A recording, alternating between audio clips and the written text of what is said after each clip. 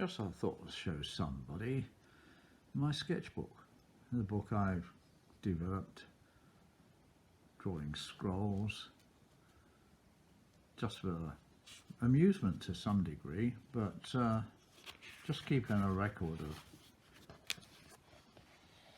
my sort of interest in scroll work and how I design them. I've no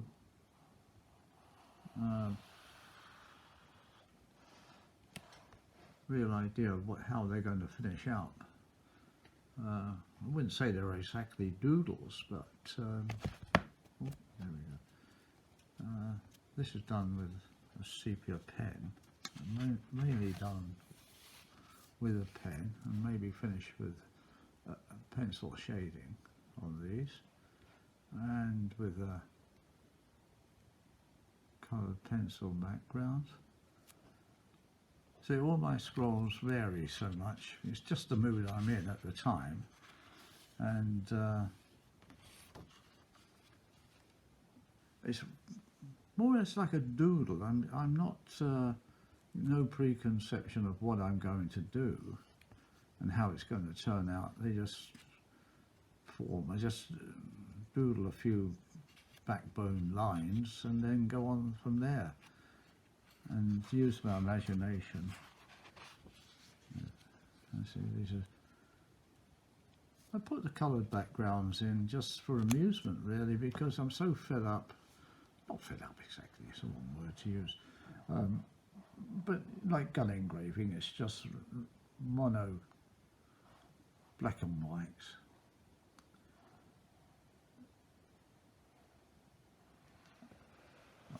Maybe these would go on guns, but they're part of it. You know, you can design this in any way you want.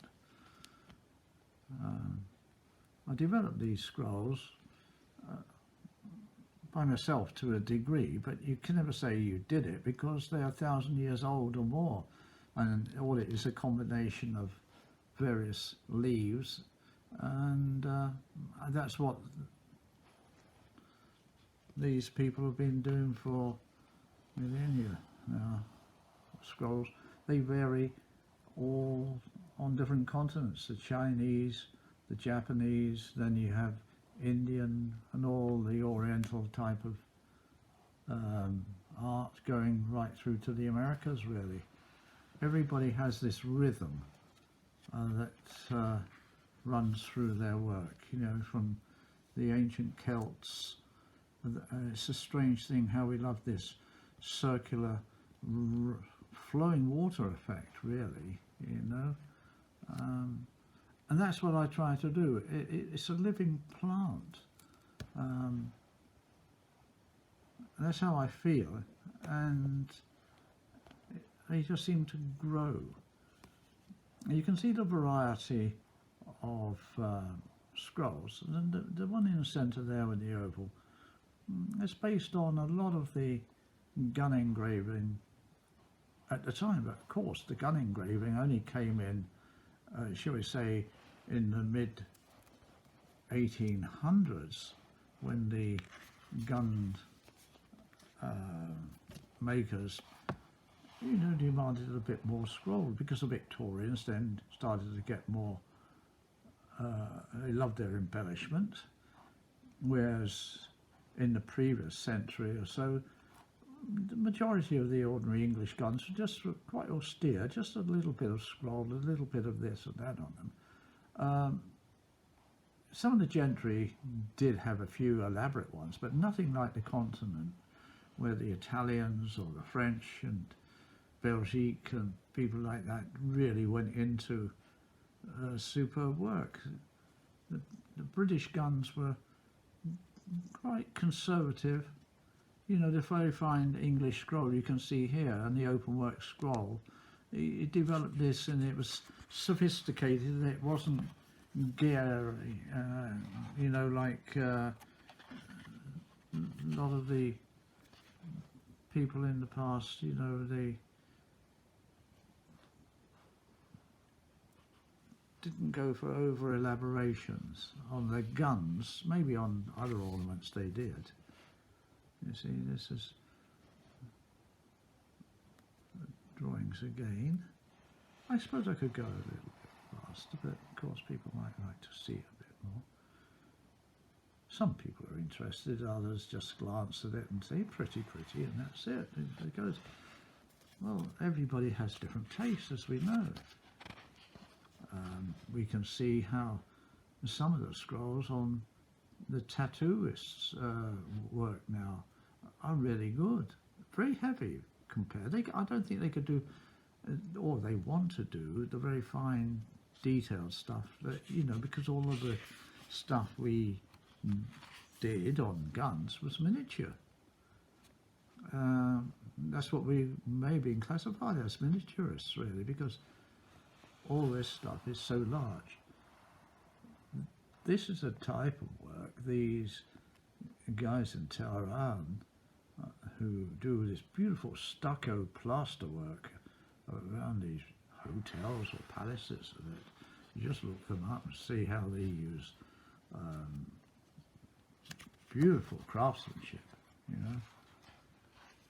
And it's strange, really, how this scrolls that were developed 3,000 or more years ago, all from the ancient Greeks through to the Romans and that, is still popular. You see the buildings in London, you go to America, you know, to New York, and see them in Central Park, the scroll on this, and some of the earlier buildings. And now it's been revived to a degree, as I said before, with the tattoo artists. They love it. They call this filigree, but it's not really filigree, because filigree really is like a silver wire, or a wire that's formed. And so this is scrolls.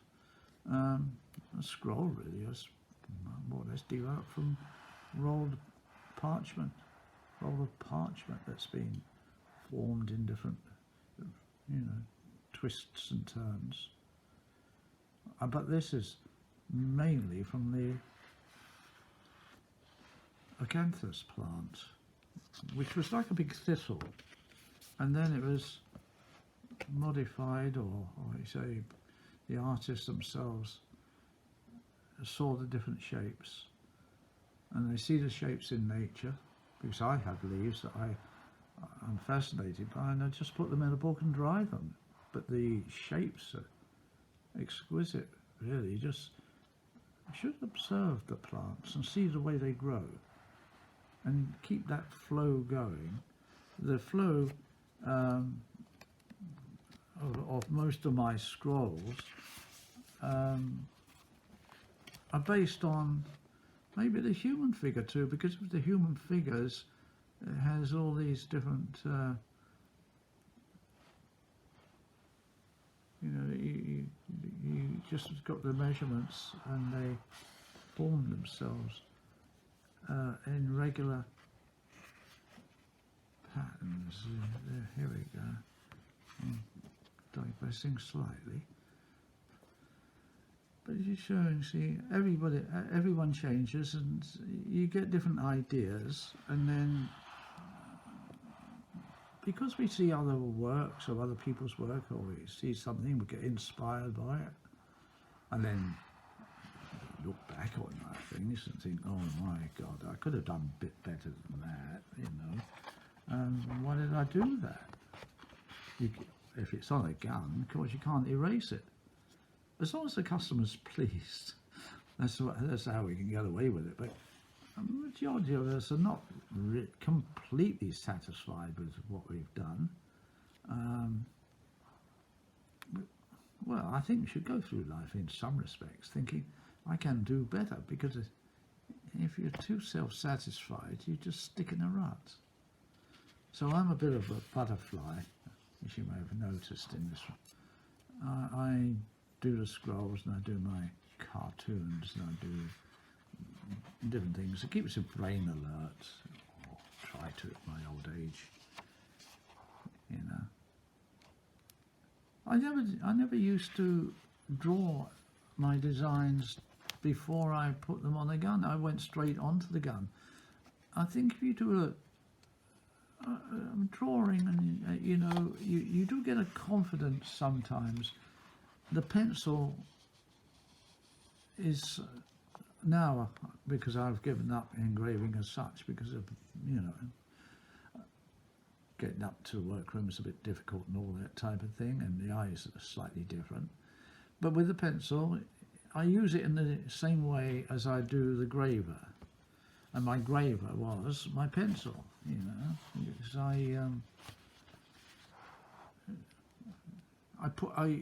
it's always, when you're engraving, you're always pushing upwards and pushing from the base around. Well, our style, I've noticed a lot of this because of the pneumatic, people trace down, they cut backwards on themselves again. And that, by doing the tracing, and then cutting over that, shall we say, mechanically, you do lose these little nuances from the going to thin to thick. And some people just plough the furrow and stay in it instead of releasing it and getting different pressures on it. And so you get these different tones in your cut. These are rather large things, just playing around again. You can see that they're large, but it keeps on changing. Your brain changes, and your ideas change. And I say, you look back over a couple of years, and then another year, you say, oh, they're not so bad as all that, you know. So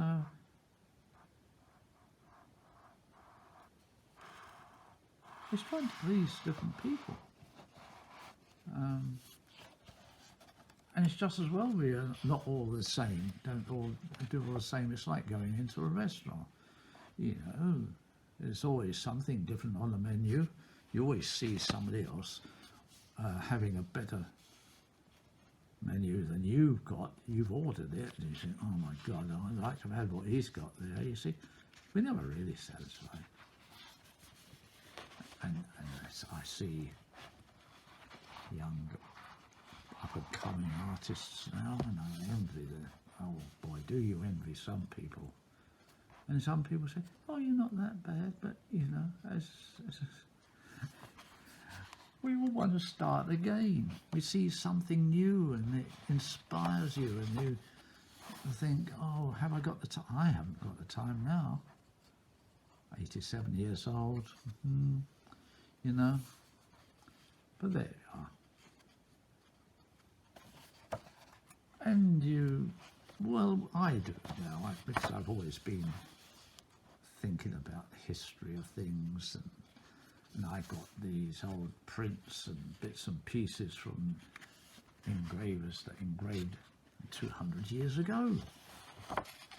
200 years ago, you see? And it's still there.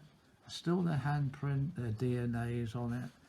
And to some degree, I think, well, you'd like to leave a little impression of your life around so people can look at them. And if ever I get any great-grandchildren, maybe they say, oh, he wasn't a bad old stick, you know. Well, I hope they do, they say. You don't know in the future what they, you know, we always used to tend to think they're going to be very contemporary.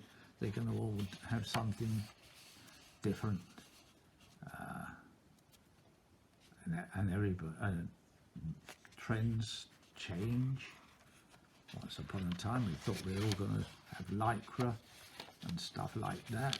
And we're all going to be sterile types of clothing, and you're going to be, everything's going to be chromium plated and that. Now you look at the tattoo guys, they're no different than the Picts. That's what they were named, the Picts, because they had pictures tattooed all over their body, you see. Now the people that lived up in Scotland, still as mad up there as they are down here now.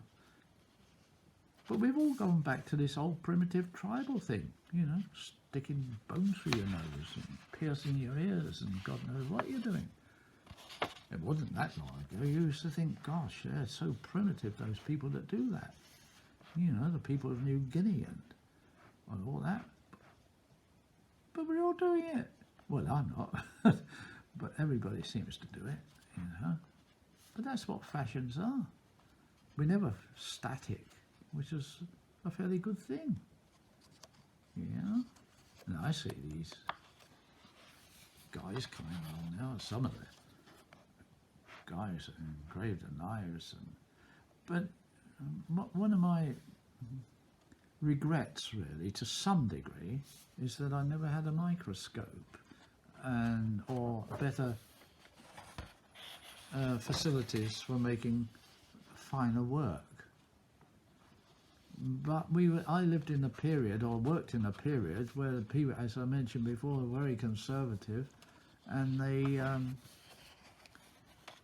didn't demand this type of work, or the gun makers couldn't really finish the work. You know, they'd obliterate it if they tried to. If it was this fine Bellino that I see now, this superb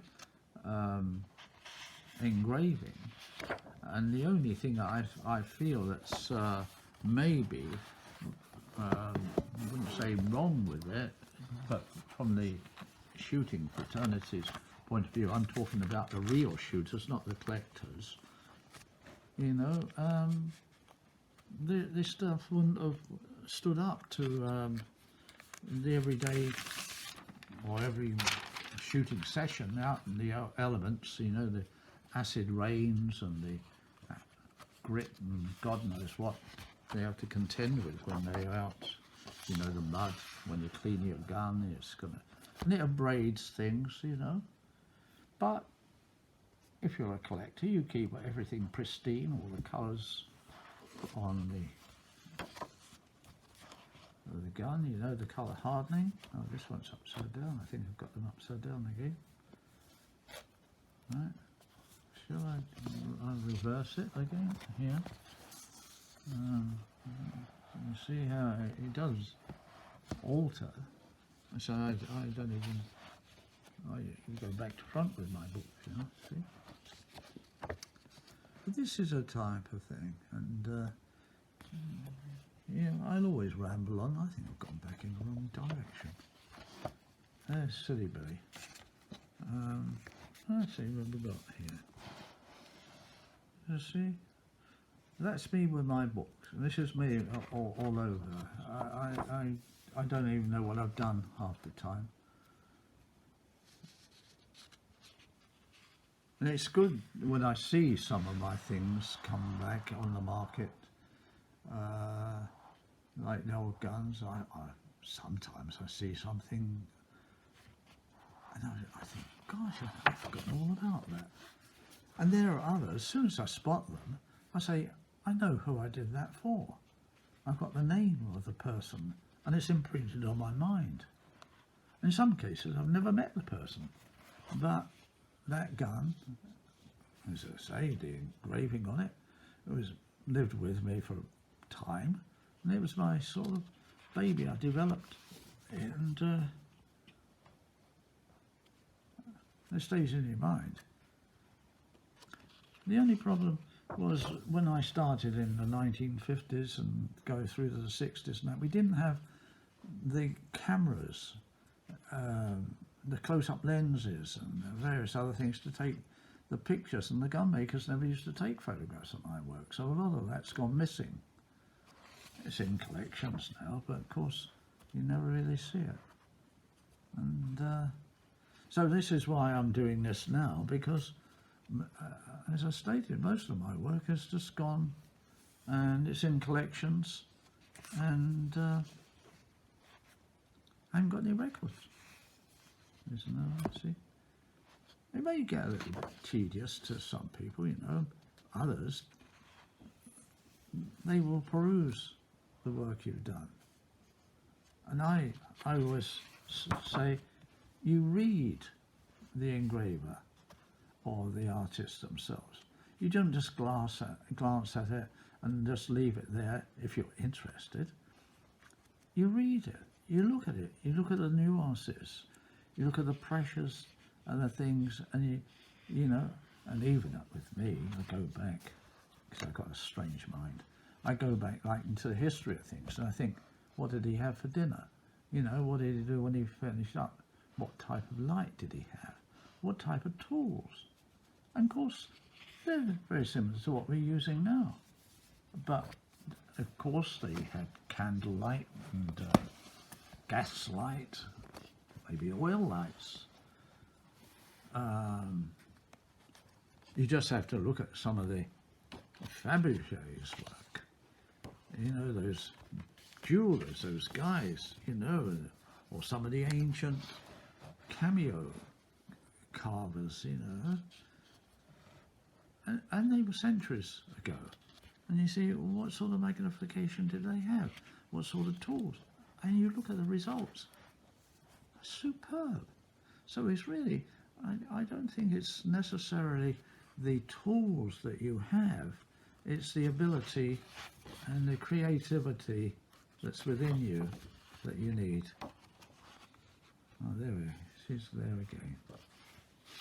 And I'll go through very rapidly. Maybe I'm taking too long on this. I'm just going to show you quickly. Is there anything on there? No. I'll leave it for now. I'll say goodbye.